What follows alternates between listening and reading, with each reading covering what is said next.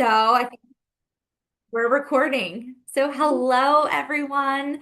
My name is Katie Powell. I am a well-being consultant with Care First. I'm also a certified health education specialist with a true passion for health education. Thank you so much for joining today. I know people are starting to kick off the holiday weekend, so I'm so happy you are here. If you were here with us last month in June, we focused on brain health and healthy aging, covering how these areas were connected and discussing strategies to support our cognitive health as we age.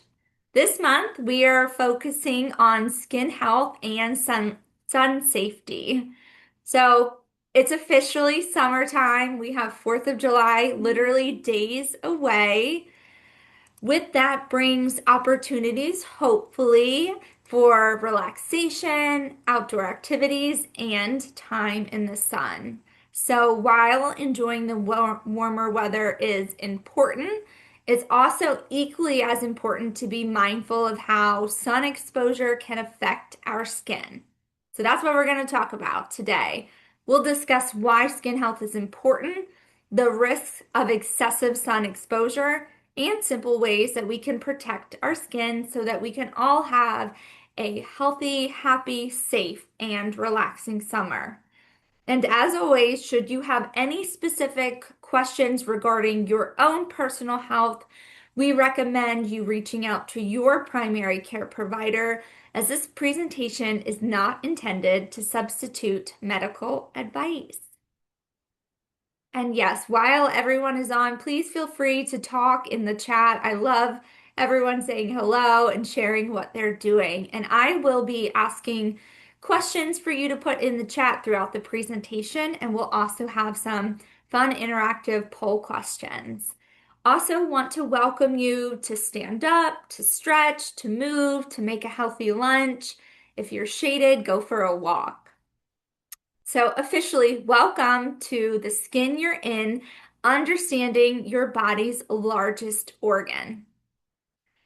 Today, we will touch upon these various topics, focusing on the basics of your skin and UV radiation, risks of sun exposure, signs of skin damage, and finally, some useful sun safety and skin care tips you can use to stay healthy while making the absolute most of your summer. So we're gonna ready to dive right in. The basics, your skin and UV radiation. So let's talk about the makeup of your skin. Structurally, the skin is composed of three layers. You have your epidermis, your dermis, and your hypodermis. Epidermis is composed of two types of cells, your keratinocytes and your melanocytes. One cell type provides protection and skin structure, while the other type gives your skin its color. This is your outermost layer. The dermis supports the skin with blood vessels, nerves, and connective tissue. And then your hypodermis, which is the deepest layer of your skin, insulates the body and cushions internal structure. So what are the functions of the skin? We know from the first slide that the skin is the body's largest organ, covering the entire surface.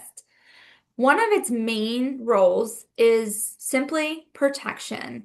Our skin shields us from heat, injury, harmful microorganisms, and more. It also does things like help us regulate temperature through processes like sweating and blood flow, and it stores essential resources that we need, such as water and fat.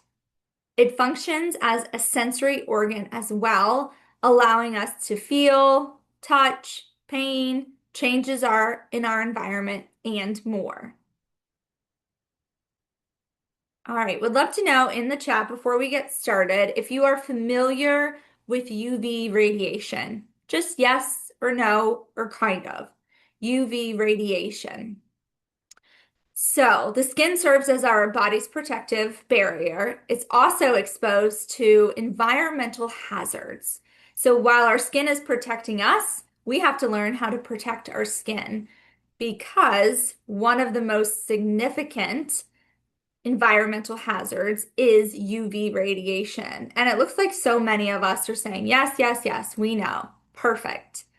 You probably know that there are three types of UV rays: UVA, UVB, and UVC. UVC does not reach the ground. It is actually absorbed by the atmosphere. So, thinking of UVA and UVB, UVA is associated with aging, wrinkling, loss of elasticity, and in most cases, UV rays react with melatonin in the skin, which is the first defense against the sun. And then UVB rays cause a significantly greater risk of skin cancer than UVB. So that's probably for most of us, we understand that. What we're going to learn a little bit more about is how to protect ourselves from the UVB. Just a little note is that the UV is always the strongest between 10 a.m. and 4 p.m. And a little fun fact, not sure if this is a fun fact, but UV rays from the sun can damage skin in as little as 15 minutes. So would love to know from you all in the chat, do you check the UV index before going outside? And you can say always, sometimes, not really, no. Yeah. A lot of us are no, not really, never. I see a couple sometimes, not really. All right, good to know. So how does UV affect our skin? Understanding the risks to your skin and how to protect it is really important because it helps prevent damage while keeping your skin healthy for the long run. So, the sun gives off UV rays that can damage your skin via sunburn.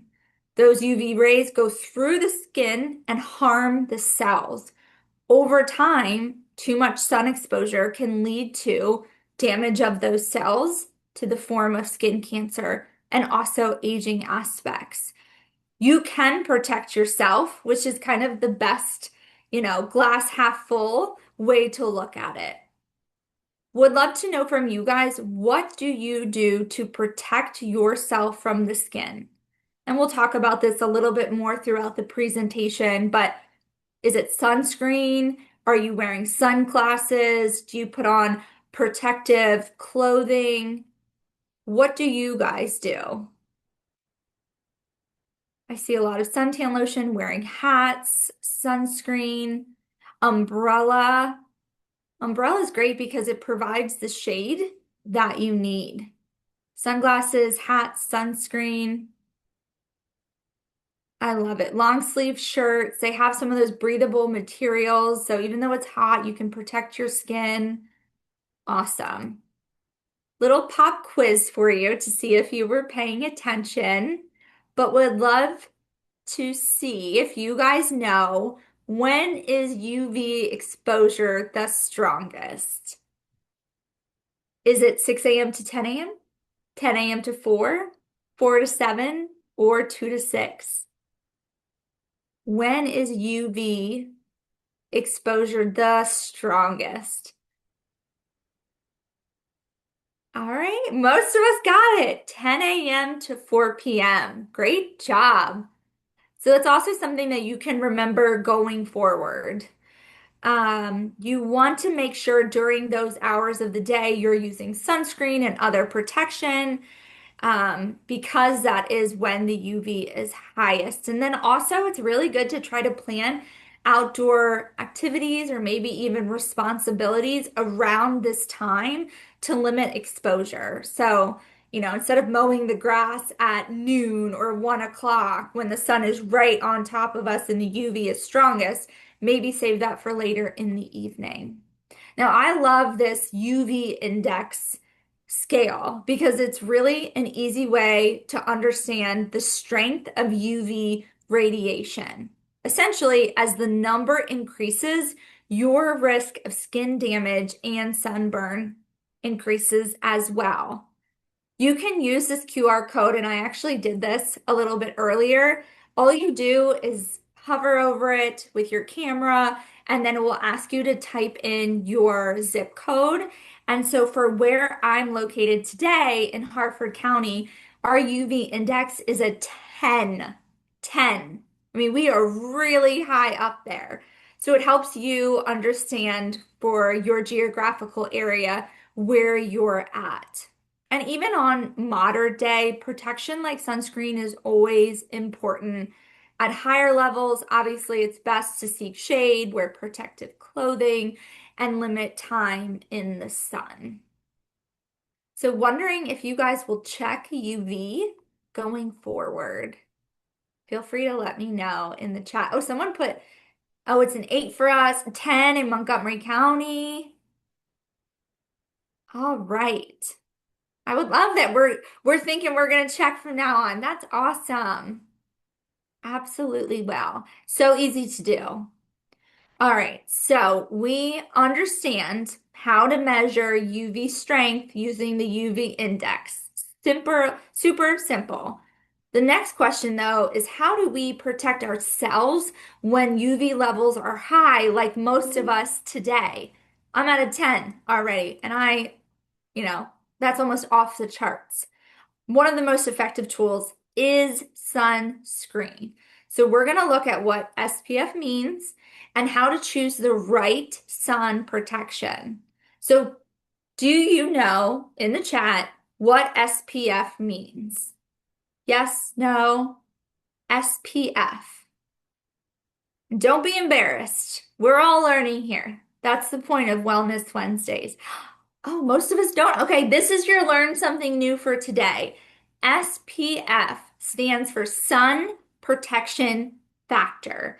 And this essentially measures how well sunscreen protects from the UVB rays, which UVB rays are significantly more likely to cause skin cancer. So we want to protect. Sun Protection Factor. Good job. Awesome. All right. So SPF 15 will block 93% of UVB rays. SPF 30 blocks 97%. SPF 50 blocks 98%. So obviously you can see here that the higher the SPF, the more blockage we have of those harmful skin cancer causing, cell damaging UVB rays. If you're doing an SPF 7, you can just imagine that it's going to block less UVB rays. If you're doing greater than 50, you're going to assume it does more protection. But no sunscreen blocks 100%. No sunscreen. I will say that lotions and creams are being proven a lot more effective than sprays. Anybody use sprays still? Because I did and I do. And now, after learning so much more, I'm definitely going to switch my family to lotions and creams. And it makes more sense because you have to rub in the lotion or creams. Now I'm thinking back of being like at the beach with my kids and just kind of spraying them. But that spray can, go with the wind and miss certain spots. So something to think about. Now, the American Academy of Dermatology suggests that we reapply every 2 hours and after swimming or sweating. Does that make sense? So every 2 hours we should be reapplying. Let's say you're out at the beach from, 10 a.m. to 6 p.m. You should be reapplying multiple times. If you go swimming, you should reapply because we have to assume some of it's being washed off and not necessarily absorbed. And it's also a really good idea to use lip balm with SPF because that's going to protect your lips. I don't know if you guys have ever gotten like sunburn on your lips. It is really painful, really painful. All right, so our poll question. and we should get a pretty good answer on this, is how often should you reapply sunscreen? Is it once in the morning, every 6 hours, every 2 hours, or only when you start to burn?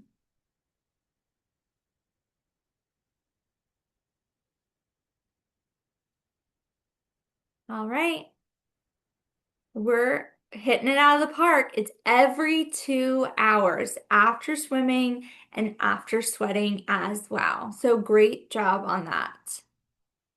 One other thing I wanted to say and to mention was when we're talking about SPF, look for broad spectrum. If it says broad spectrum on the label, it means that it will also protect from the more harmful UVA rays that go deeper into the skin in addition to UVB rays. So in general, the SPF we use is for UVB protection.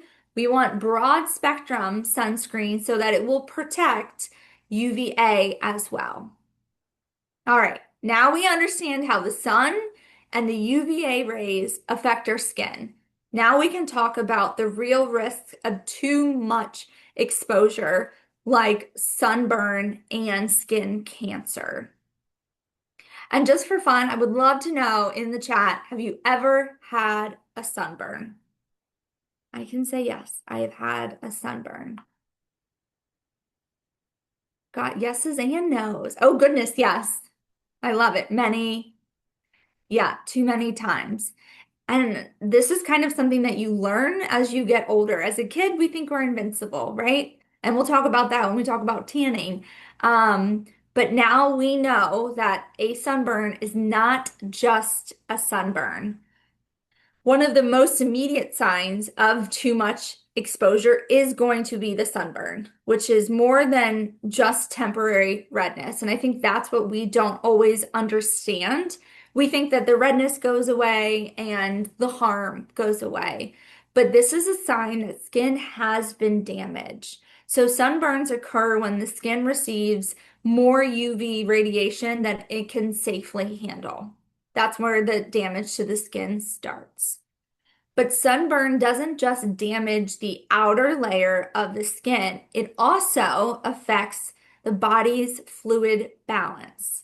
And this is when we start talking about dehydration, especially for all of us here, local that I know in the DMV area, because we are set to hit over 100 degrees this weekend, which is hot, hot, hot.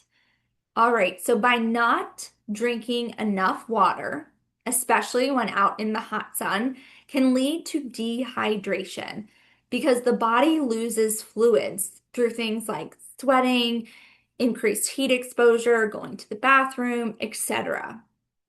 If you start to experience signs of dehydration, you're going to want to pay attention and make sure that it is serious to you because dehydration can start out as things like thirst and dry mouth and headache and dizziness and fatigue, but it can escalate quickly. So it's especially important to drink plenty of water during the day, after you spent the day in the sun, etc., because we don't want dehydration to get worse.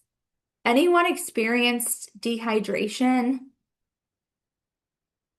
I've done it before and it is not fun. Not fun. Hospitalized, yeah, it can get very, very serious. All right, so sunburn is our obvious sign of excessive UV exposure. Many people intentionally seek more sun exposure through things like tanning. So on the next slide, we're going to examine some common tanning myths and why they can be so risky. So, recent reports are showing that Gen Z is actively engaging in UV-based tanning trends, things like using tanning oils, index trackers, so using the UV index kind of as their tanning guide. The higher it is, the more tan I can get, and even still utilizing indoor tanning to just achieve deeper tans. This is often driven by things like social media and, just what we think as a culture looks good. Obviously, tanning oils are not going to protect you. They actually amplify UV exposure by focusing rays and creating a glossy surface. So it's more or less a marketing trick that heightens risks. Even natural oils like coconut will provide not the good SPF. It's literally around 2 to 8, nowhere near the recommended SPF, which is 30. So we did talk about SPF. We showed you like 15, 30, 50, and what percentage of the UVB rays. Not sure if I called this out, but I want to say that the minimum recommendation is SPF 30 to protect us against 97-ish percent. Was it 97? Let me confirm. 97, yes, 97%. And that's the minimum. So if you think you've been buying, SPF 7 with tanning oil, we may just want to kind of think about that differently. What else? There's also misconceptions about getting a base tan or burning for the first time. We don't want that. It only provides, you know, more damage to the skin up front. If we can prevent as much skin exposure and sunburn, we're going to be healthier and better for it. Burns will always increase your risk for cancer development. And we are going to talk about skin cancers in a minute, but would really love to point this out. We're going to talk about melanoma being the deadliest and most dangerous form of skin cancer, but there's a big misconception that women are more likely to get it. But as you can see from this bar graph, it's actually men. Men were less likely than women to know about key facts about tanning, and they're less likely to also watch their moles and get preventative care. So the next slide talks about skin cancer being the most common cancer diagnosis. The most. Skin cancer is taking over, I would say, the United States. We have an estimate of 1 in 5 Americans will develop skin cancer by the age of 70. That's a lot. That's 20%. The good news is, and I do want to stress this, is that it is highly treatable when detected early. Like so many other things, early detection is always key. That's why prioritizing wellness, well-being, your preventative screenings is so, so important. Outcomes are always better when we do early detection. The American Cancer Society reports an overall survival rate of 95%, and survival exceeds 99% when the cancer is found early before it's had any ability to spread beyond the epidermis, that outer layer of our skin. Not only does the sun cause risk for skin cancer, but it also goes deeper. It affects your eyes. Isn't that crazy? UV rays can damage the eyes over time, increasing the risk of cataracts, macular degeneration, and even something called photokeratitis, which essentially is sunburn of the eye. Did you guys know this? That the sun can really affect your eye health? Would love to know in the chat. This is something, yeah, I didn't either too much. But now I'm fascinated by it. Oh, someone's had a sunburn in my eye. Oh, sounds so painful. Yeah, some people were informed when they had LASIK. Some people are lucky enough to have family in optometry. Okay, so there can be damage to the eyes. Um, It's important to wear sunglasses for this reason. Sunglasses, hats, shaded areas will protect everything. There's also a misconception about water. So people think that they're protected when they're in the water, both their skin and their eyes. And that is actually not true. It increases your exposure because they reflect the rays back onto your face, your eyes, your skin, etc. Fun fact about eyes, though, is that light-colored eyes are more sensitive to sunlight. And people with darker eyes, like me, I'm your brown-eyed girl, have more pigment, so their eyes can block out more sunlight. But I think most people know their sensitivity to light. If you go outside and you automatically start squinting, that's your indication that I need my sunglasses, I need to be wearing protective eyewear. And people with lighter eyes that are like blue or green have less pigment, so obviously light gets into their eyes more easily. Always learning something new. I love this. All right. So we know about the different layers of the skin, the epidermis, the dermis, the hypodermis. Now we're going to take a look at the skin cancer types. These are three of the main types. There are other types, but these are the most common and popular. We have basal cell carcinoma, squamous cell carcinoma, and then melanoma. So, basal cell is the most common type. It usually grows slowly and has a low risk of spreading. There's some lovely images for you to see as well.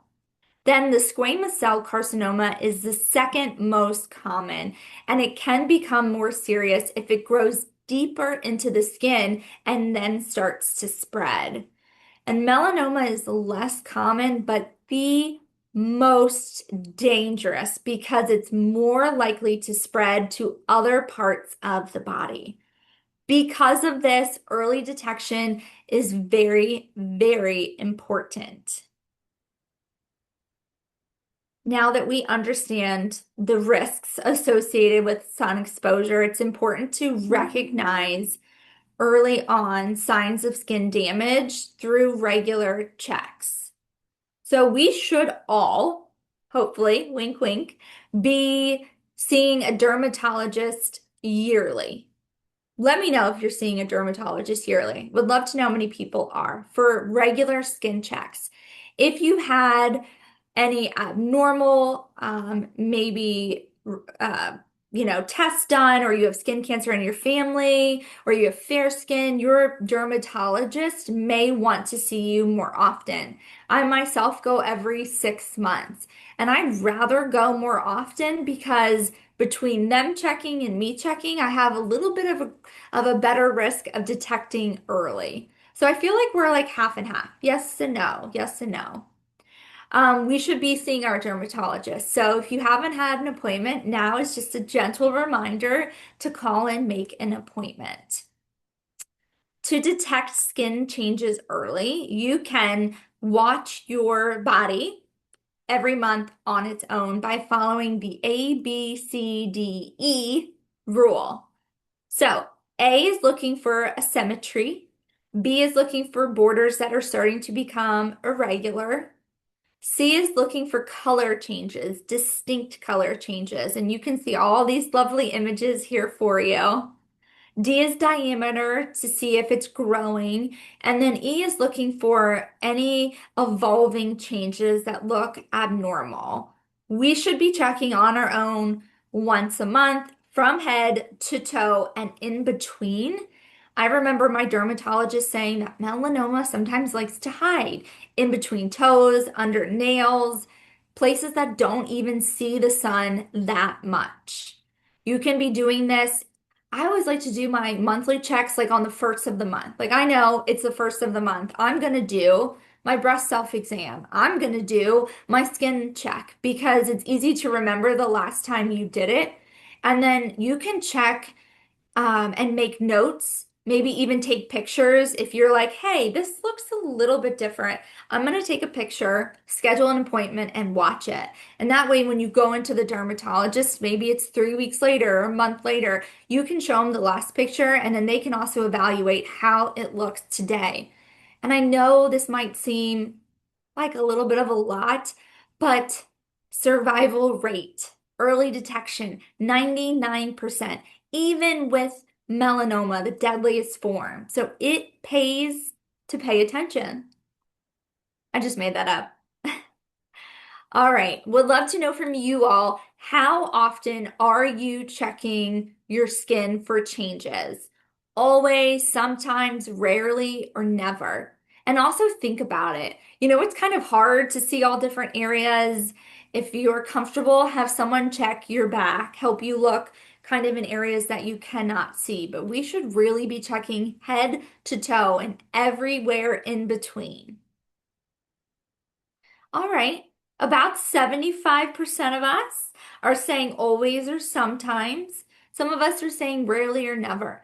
And it's a personal choice, but it's also today's a good reminder. Hey, I went to this skin sun safety webinar. It was brought to my attention that I should be doing this monthly, seeing a dermatologist on an annual basis, and I'm going to start doing it.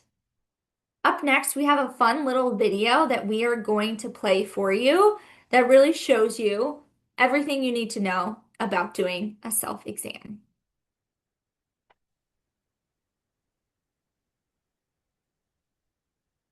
Sunny days are perfect for outdoor adventures and for working up a sweat. But before or after you freshen up with a shower or bath, take a moment to check for skin cancer. It's one of the golden rules of sun safety. A self-check is how many changes on your skin that might be skin cancer can be found. The earlier they're discovered, the easier they are to treat. Many doctors recommend that you do a self-check of your skin once a month. It's important no matter your age or skin color, and especially if you have reduced immunity or a family history of skin cancer. Here's how to do a skin check on yourself or on someone else. First, look at all parts of the body, even the parts where the sun doesn't shine. So take off all your clothes. Check the areas between fingers and toes, the bottoms of feet, genital areas. If you're examining yourself, use a mirror to check your back and scalp, or work together with a friend or family member. Next, let's talk about some common ways that skin cancers can look. They can be a little gross, but it's important to know what they look like. Check for any new or changing growths, spots, or bumps on the skin, or sores that keep bleeding and just won't seem to heal after a few weeks. And take a moment for moles too.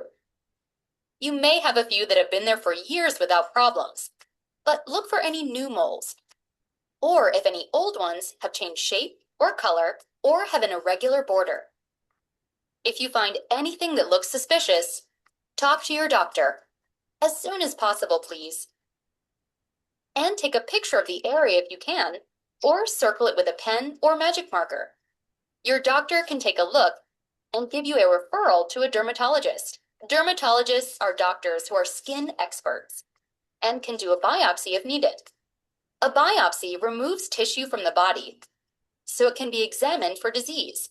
It may just be a regular old mole. But if it is something more, something cancerous, you can catch it early and start treatment.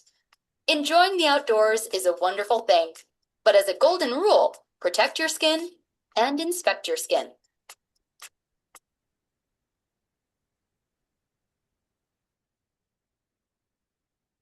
Awesome. I hope that video was helpful. After hearing and seeing all of that, what do you guys think is the warning sign of melanoma?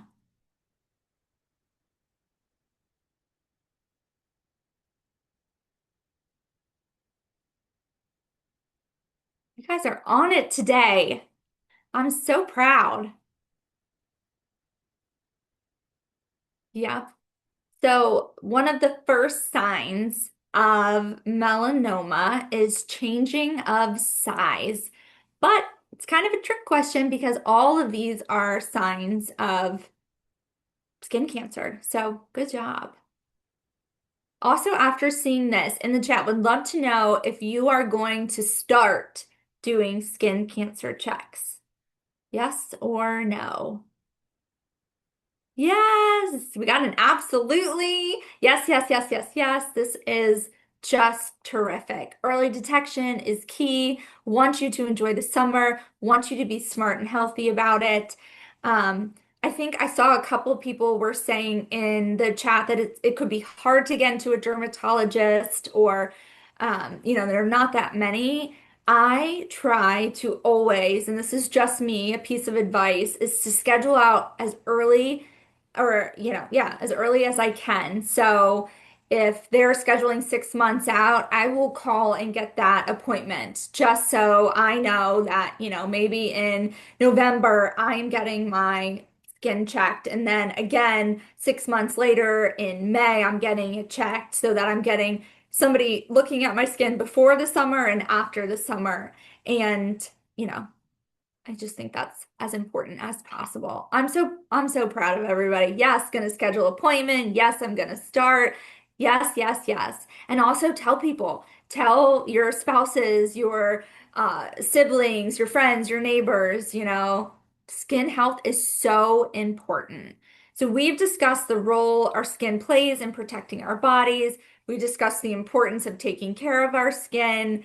We've talked about exposures that can cause harm. We've learned about UV damage, dehydration, premature aging, eye damage, and then skin cancer. And we even debunked some common myths about tanning. So, understanding all of these risks is the first steps.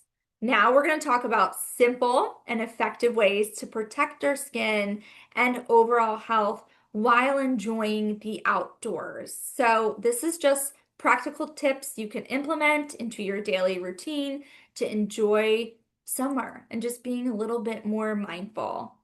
Want to put kind of the extreme one here because we did talk about dehydration. Want to remind everyone that hot weather can impact your overall health. If you look at the image, it talks about heat exhaustion and heat stroke, what to do and what are the symptoms. So, dizziness, thirst, heavy sweating, nausea, and weakness are signs of heat exhaustion. You want to move yourself or a loved one or a pedestrian to a cooler area, loosen clothing, have them sip, excuse me, cold water, and then evaluate. So if they're not getting better, if you're not getting better, we want to get medical help right away. And then there's heat stroke, which is the more severe 911 call. So this is when the body essentially cannot cool itself off and it needs help ASAP. It's the most dangerous, the most severe stage, and it requires medical attention, confusion, dizziness, becoming unconscious. Call 911. Do the same things. Hopefully, if you're around somebody and you're kind of identifying it, move them to a cooler area, loosen clothing, and have cool water or ice on hand. All right. Knowing the signs of heat-related illness can help us respond quickly when something is wrong, but we always want to be like a step ahead. We always want to think about prevention, and we can prevent that by building healthy daily habits. So, the skin health really starts from the inside out. A balanced diet with antioxidants and healthy fats can support skin repair. Using the skin sunscreen can protect us against UV damage. And then staying hydrated really ties it all together by helping the skin function as an effective barriers. So we can also do it ourselves by drinking a lot of water, especially before, during, and after being outdoors. We can eat hydrating foods. Produce is the best time.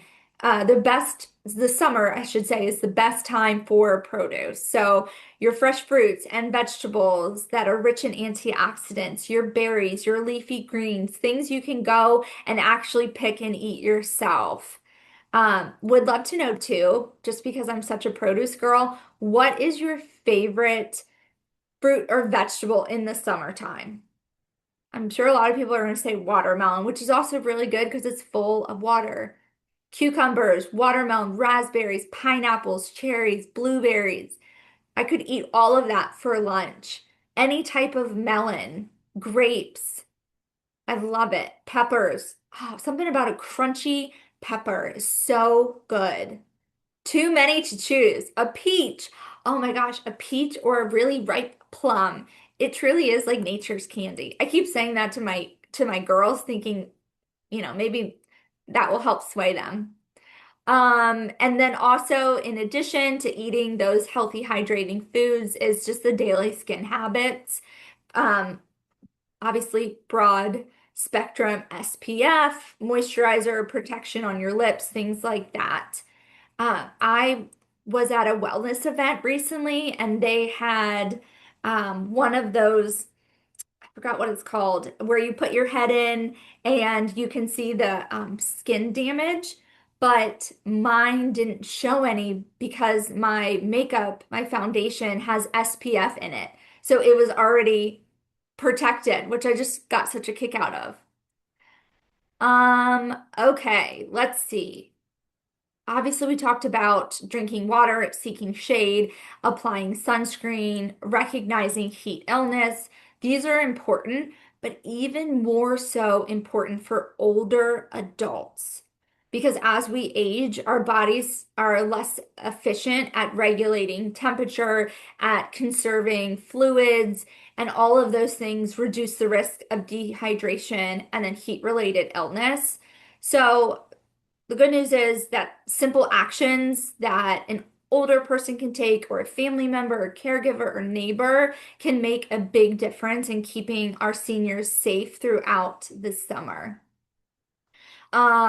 Older adults are obviously more at risk. So what can they do? They can create a heat emergency plan, what to do, who to contact, make sure someone is checking in regularly, especially if, you know, air conditioning is not present or they're still outside a lot. Prioritizing cool environments for them, and also being really mindful of medications, because there are some medications that can increase sun sensitivity or make you more dehydrated. So it's important to make sure that we are caring for our seniors and older adults during the summer as well. In addition, tips for outdoor workers. So, just as our seniors need more support during the summer, so do our outdoor workers, because they face a unique challenge because of prolonged sun exposure and high temperature. I mean, the poor Amazon people that come to my house, they know me by first name, they know my dog, like they're often. So some things that I've done is put out a cooler and just fill it every day, just add more ice of waters and electrolytes. Even for the mailman, that can be helpful. But if you are somebody that is outdoors a lot for your work, try to find shade, bring tents, have cooling stations, make sure to take regular breaks. I'm all for being a hard worker, but you have to prioritize your health and wellness, especially in the heat. Wearing sunscreen at work, which sometimes we don't always think of, um, and just staying aware. I remember going and hearing a presentation of uh he drove a tractor trailer and he always had his left arm out the window, and over the years you could see the difference between the skin that was exposed to the sun and not exposed, and he ended up having skin cancer because of all of the harmful unprotected rays that you don't even really think about being in the car, just driving, but having your arm on that ledge for so long. Also, protecting our pets is just as important. I don't know about you, but my mini golden retriever is a part of our family, and we definitely want to make sure that we are thinking of them this summer, especially in this heat. So, never leave pets in the car. I'm sure most people would never do that. Try to limit their exercise during the peak heat. So for my dog, Bentley, we do walks in the morning and the afternoon and then just quick outside spurts because their paws being on asphalt within 5 seconds can be extremely hot and could be very uncomfortable for them. And then dogs and animals are also at risk for heat strokes. So be mindful of that heavy panting, drooling, being lethargic, vomiting, and just seeing themselves uncoordinated. All right, I'm speeding us up. So, some tips to protect yourself in the summer. These are all things we've talked about today, but kind of a wrap up. I would love, love, love to know what one tip that you are going to take away from today to protect yourself in the summer. So, using makeup products that have SPF, wearing loose clothing, using protective mechanisms like a hat or polarized sunglasses, being under the umbrella at the beach, using broad spectrum high SPF and reapplying every 2 hours and or after swimming. And you guys are just an amazing group. I mean, you're hitting them all. We're doing our sunscreen. We're going to be more mindful of propping our arm out the window, hydrating, reapplying sunscreen, checking the UV index. Awesome. Drinking lots of water um, every day, just sunscreen every single day. And then you can also, after this, you can scan for more info on choosing and using sunscreen because there are so many different types and brands, and we have to be smart about marketing. And we already are asking that. So, keep putting in the chat what you're going to do. Please feel free to learn from each other, share different tips. I mean, even this is a great add electrolytes, into your water, just anything you can think of. All right. So in Q2, we focused on protecting and maintaining our health, looking at things like vision care, mental wellness, and dental health. Now, this quarter, we're continuing that focus, but through seasonal transitions and life changes.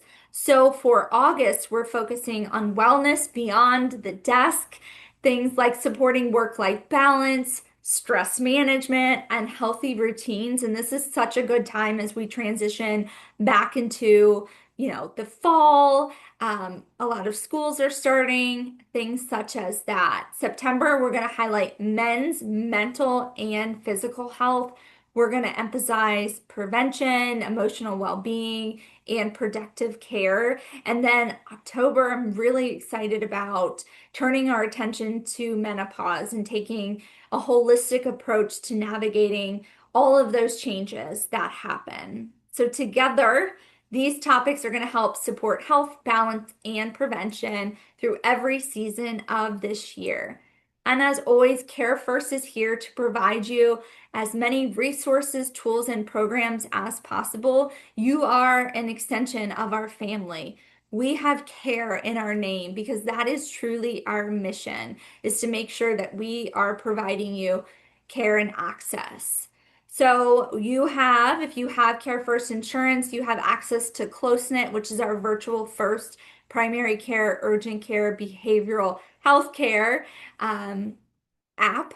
We have a full, robust health library of all different kinds of articles that pertain to safety in the sun, sunburn, heat stroke, even things for kids. You can also access Care First Wellbeing, where you can navigate to the Discover section and click on different health topics. Care First Wellbeing is always here to support you. This is your personalized wellness solution to everything health and well-being, everything from your real age health assessment to your personal timeline feed, challenges, trackers, programs, and more. And then our additional programs are things like health coaching, weight management, tobacco cessation, financial well-being, and exclusive discounts. In addition, I told you we like to provide you as much as we can Care First resources. So we have a preventative care checklist that has the most up-to-date guidelines for preventative screenings. And then we also have care management programs.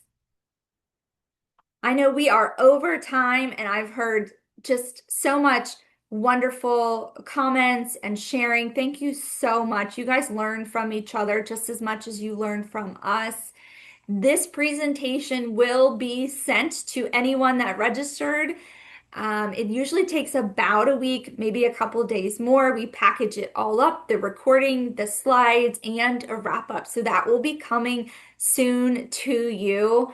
Thank you so much for joining. I truly, truly wish you and your families and your pets a happy and healthy 4th of July and summer. I can't wait to see you back in August. Thanks so much, everybody.